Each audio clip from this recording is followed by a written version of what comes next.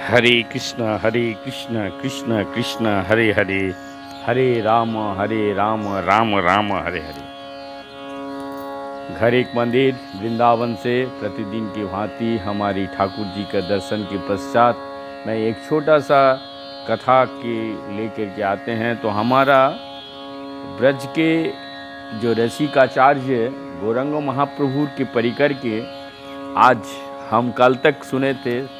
पहले सनातन गोस्वामी जी का आचार्य श्रीपाद सनातन गोस्वामी, इससे पहले भूगर्भ गोस्वामी जी तथा लोकनाथ गोस्वामी जी का जीवनी हम लोग सुन चुके हैं। यदि हमारे दर्शक हमारे श्रोता भक्तजनों नहीं सुन पाए तो हमारे ATV चैनल में लोकनाथ गोस्वामी और भूगर्भ गोस्वामी का तथा सनातन गोस्वामी जी का सीमित रूप से जीवनी का मैंने अपलोड कर चुका हूँ। बहुत सारे भक्त यदि नहीं सुने तो सुनने का मौका कर दीजिए, क्योंकि भक्त का चरित्र सुनने से आपको कृष्ण प्रेम में प्लावित होने में सहायता करेगा। ऐसे तो नाम जप तो कर ही रहे हैं, सब लोग सेवा कर ही रहे हैं, लेकिन भक्त का चरित्र यदि सुनेंगे, भक्त का जीवनी और विशेष करके गोड़िया संप्रदाय का गोड़िया आचार्य का यदि गोरा ना हुई तो तबे की हुई तो कैमोने धोरिते दे, तो गौरांग महाप्रभु को जो जनाए बताए हैं गौरांग महाप्रभु के उनके बारे में जानने के लिए इन सब चरित्रों को सुनना पड़ेगा। तो आज हम लोग सुनेंगे श्रीपाद आचार्य श्री रूप गोस्वामी। बहुत ही मुख्य जीवनी है, तो आप लोग ध्यान से जरूर सुनिए और सुनने का मौका बना दीजिए ताकि भक्त लोग सुने।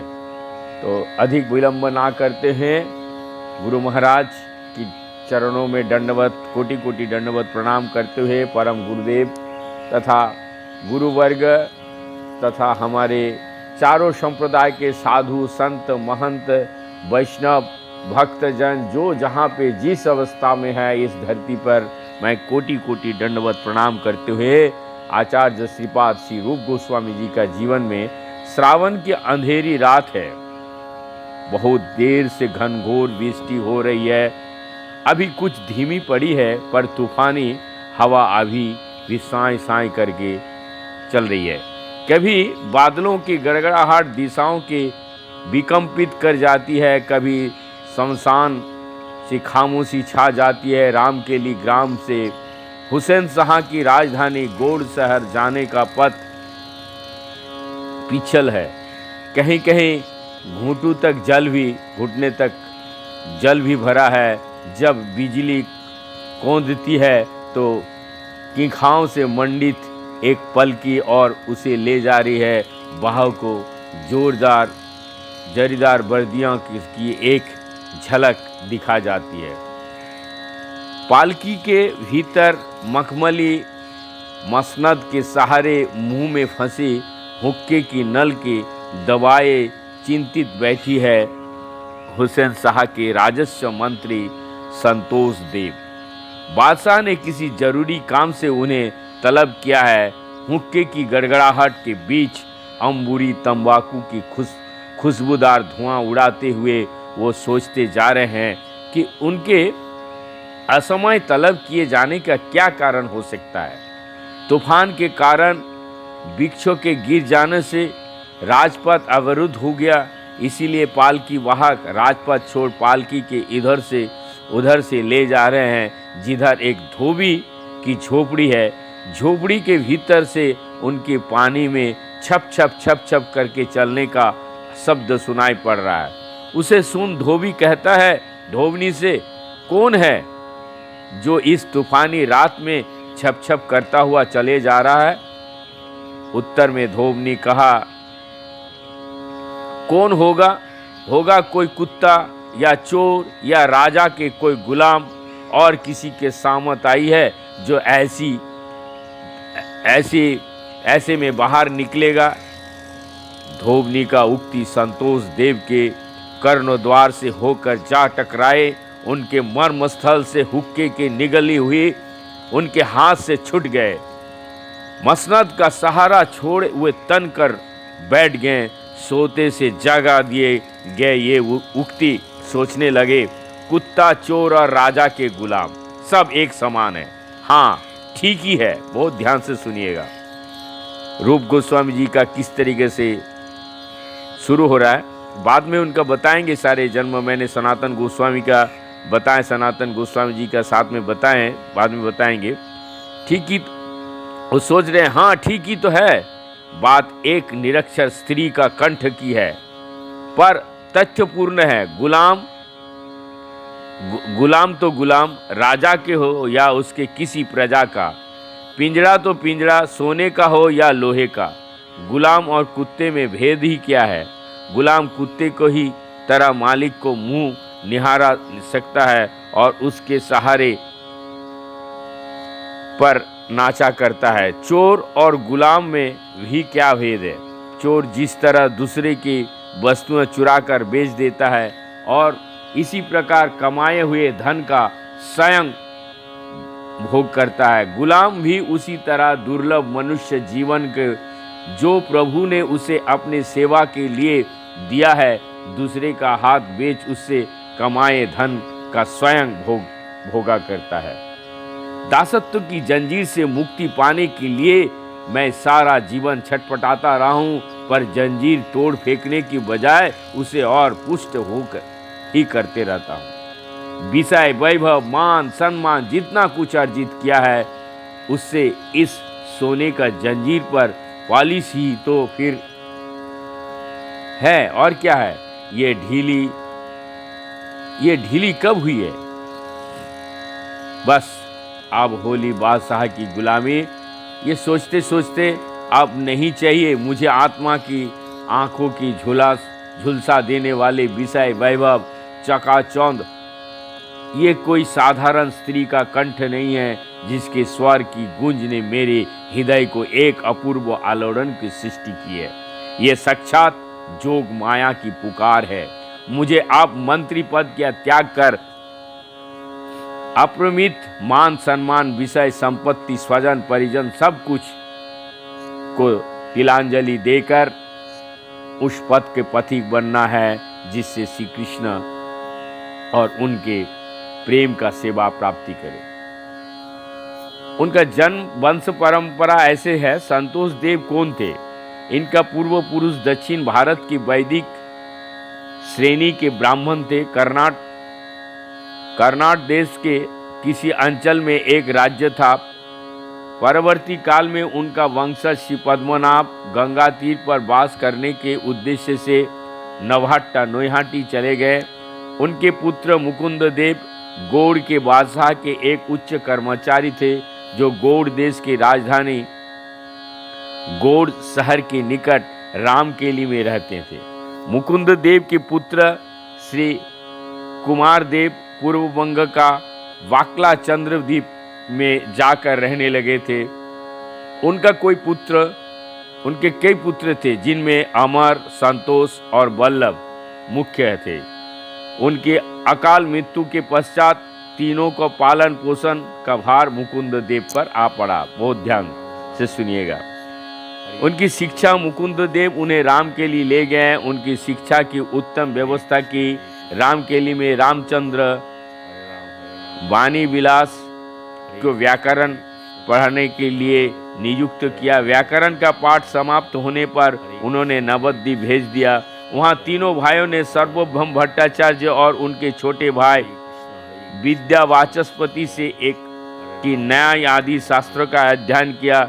जब वे सभी शास्त्रों के यथा सुंदर उपयोगी हो गए, मुकुंद देव ने उन्हें राजकार्य की योग्य बनाने के लिए अरबी और फारसी की शिक्षा देने का आवश्यक समझा। इन भाषाओं का अध्ययन करने के लिए उन्होंने उन्हें अपने मित्र सप्तग्राम शासक सैयद फखरुद्दीन के पास भेज दिया। उनके तत्वावधान में उन्हें वहाँ की मुल्लाओं की सहायता से इन भाषाओं के पूर्ण रूप से अधिकार प्राप्त कर लिया। अब तीनों भाई राजकार्य के लिए हर तरह की से उपयुक्त थे। उनकी विद्वता और बुद्धिमत्ता की ख्याति चारों ओर फैलने लगी। उनके पितामह के कारण या उनके अपनी योग्यता के कारण हुसैन शाह की दृष्टि भी उन पर पड़ी। उन्होंने पहले अमरदेव को और संतोष देव को किसी ऊंचे पद पर नियुक्त कर दिया। दोनों ने अपने विलक्षणता का परिचय दिया और दोनों में उन्नति कर अमरदेव प्रधानमंत्री और संतोष ने राजस्व मंत्री का पद ग्रहण किया। दोनों की कार्य दक्षता से प्रसन्न हो हुसैन शाह ने अमरदेव को सरकार मलिक और संतोष को दीवार खास का उपाधि दी। राज कार्य करते समय संतोष अमरदेव की तरह मुसलमानों पोशाक पहनते थे, मुसलमानी तौर तरीका और आदाब कायदे के पालन करते और फारसी भाषा में बोलते। उन्हें देख किसी को ये अनुमान करना कठिन होता कि वो कोई हिंदू, उन्हें किसी को ये अनुमान करना कठिन होता वो कोई धर्मिष्ठ सनातनी हिंदू हैं। पर जब वे रामकेली में अपने घर पर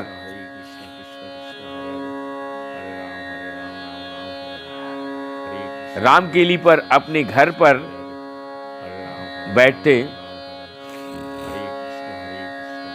माफ कीजिएगा,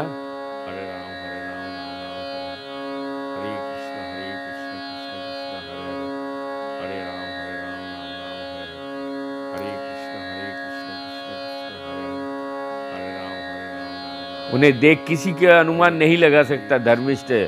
पर जब वो रामकेली में अपने घर पर होते तब अमरदेव की ही तरह वैष्णवाचित सदाचार का पालन करते, साधु संग, शास्त्र चर्चा, श्री विग्रह सेवादि करते और समय समय पर वृंदावन लीला का अनुष्ठान करते।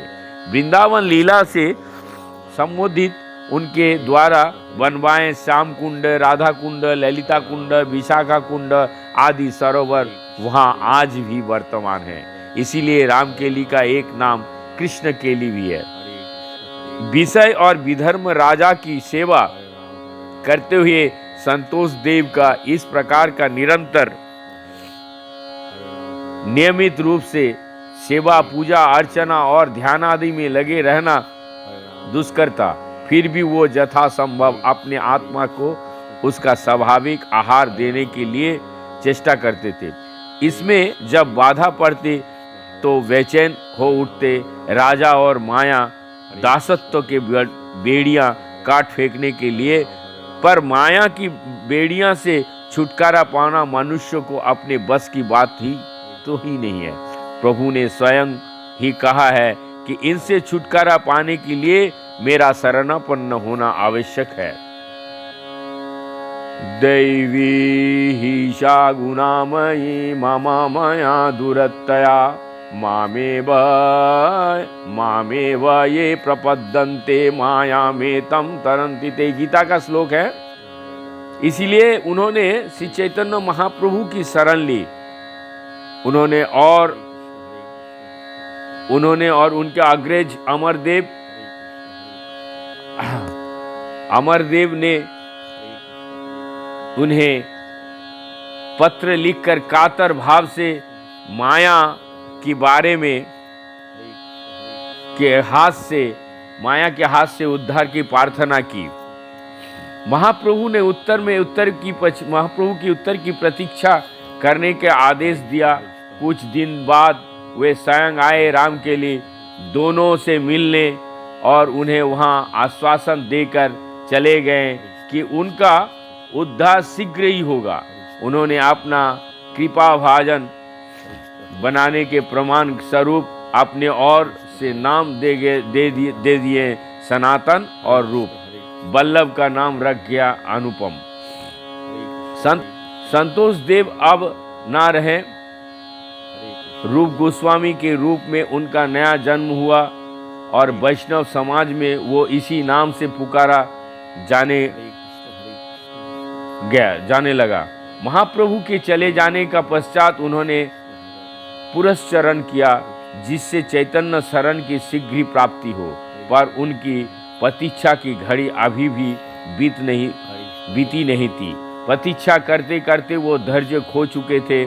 जब उपरोक्त किंवदंती का अनुसार धोबनी का शब्द उनके कान में पड़ा, उन्हें महाप्रभु की प्रेरणा से जोगमाया कि पुकारा जाना, उन्होंने उसी क्षण गृह त्याग करने का निश्चय कर लिया। ध्यान से सुनिएगा।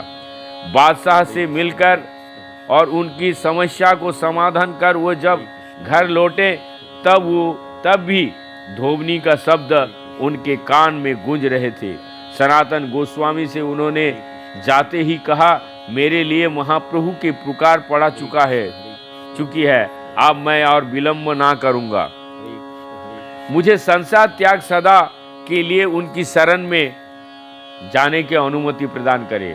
सनातन सुनकर अवाक रूप गोस्वामी से घटना का सारा विवरण सुनने का पश्चात वे बोले, तुम्हारा संकल्प शुभ हो, पर संसार को त्याग मुझे भी तो करना है। जितना जल्दी हम दोनों इस नरक से निकल जाएं, उतना ही अच्छा है। मैं तुम्हारा बड़ा भाई हूं। मैंने सोचा था कि मैं तुमसे पहले निकल जाऊंगा। मेरे पीछे समस्त आश्रित जनों का समुचित व्यवस्था कर तुम भी चले जाओगे। अभी तक मैं कभी का चला भी गया होता, पर महाप्रभु के आदेश का कारण किसी प्रकार रुका था। अब यदि तुमने ऐसा संकल्प कर ही लिया है तो पहले मुझे जाने दो। रूप गोस्वामी ने कहा, मुझे इससे कोई आपत्ति नहीं होती। आप मेरे ज्येष्ठ भ्राता ही नहीं हैं, मैं आपका अपना पारमार्थिक गुरु भी मानता हूँ। आपकी आज्ञा का सदा पालन करने की तत्परता रहता हूँ, पर आपके ऊपर राज्य का सर्वाधिक दायित्व है। बादशाह आपके ऊपर पूर्ण रूप से निर्भर है। कोई भी कार्य आपसे परामर्श किए बिना नहीं करते। इस समय राज्य की स्थिति क्या साधारण नहीं है।